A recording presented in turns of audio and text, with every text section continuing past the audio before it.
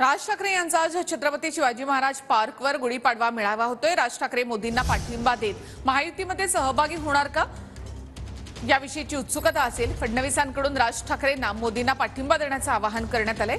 फडणवीसांच्या पाठिंब्याच्या आवाहनावर राज ठाकरे आपल्या आजच्या भाषणामधून काय भूमिका स्पष्ट करतात याकडे सगळ्यांचं लक्ष असेल।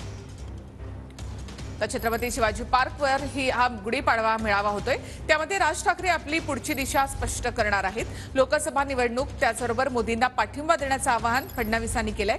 तर महायुतीमध्ये सामील होणार का, पाठिंबा देणार का याविषयीची उत्सुकता असेल। राज ठाकरे आपल्या भाषणामधून याचा सगळ्याचा खुलासा करणार आहेत। काय घडलंय, काय घडतंय याविषयी बोलणार असं राज ठाकरे यांनी आपल्या टीझरमधून म्हटलेलं होतं। तर आजच्या भाषणामध्ये ते कोणते मुद्दे मांडणार, कोणाकोणाचा समाचार घेणार, महायुतीमध्ये सामील होणार का, मोदींना पाठिंबा देणार का, लोकसभा निवडणूक लढवणार का, या सगळ्या प्रश्नांची उत्तरं राज ठाकरे यांच्या या आजच्या भाषणामधून मिळणार आहेत। थेट जाऊयात आमचे प्रतिनिधी नंदकिशोर गावडे यांच्याकडे। नंदकिशोर, राज ठाकरे यांच्या सभेसाठी अवघी आता 2-1 तास उरलेले आहेत। या सभेमधून राज ठाकरे आज आपली भूमिका स्पष्ट करणार आहेत। कार्यकर्ते तिथे येत असतील तर त्यांची काय नेमकी भूमिका, त्यांना किती नेमकी उत्सुकता? नक्कीच निखिला, जर पाहायला गेलं तर अवघे काही तास तू म्हटल्याप्रमाणे शिल्लक राहिलेले आहेत। राज ठाकरे नेमकं काय बोलणार याचंच उत्सुकता खरं तर मनसैनिकांमध्ये, कार्यकर्त्यांमध्ये, महाराष्ट्रातील नेत्यांमध्येच नव्हे तर खरं तर देशभरातील नेत्यांमध्ये लागलेलं आपल्याला पाहायला मिळते।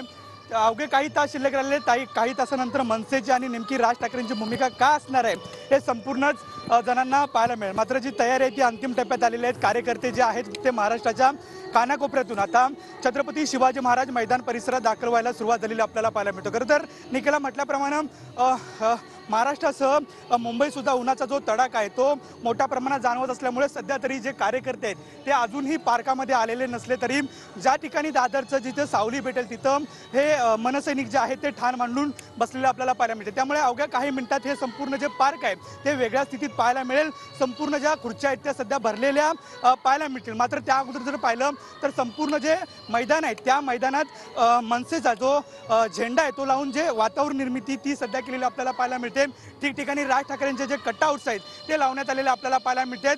नेमके राज ठाकरे खरं तर पाहायला गेलं तर 2006 मध्ये सर्वात मोठा मेळावा याच मैदानावरती झालेला होता आणि 2015 मध्ये पहिला गुढीपाडवा मेळावा सुद्धा याच मैदानावरती झालेला होता आणि 2015 मध्ये सुद्धा आणि 2006 मध्ये सुद्धा राज ठाकरेंनी प्रखर अशी भूमिका मांडली होती। त्यामुळे युतीत जाणार का हा सर्वात मोठा प्रश्न गेल्या काही दिवसात संपूर्ण महाराष्ट्राला आणि देशाला पडलेला आपल्याला पाहायला मिळते।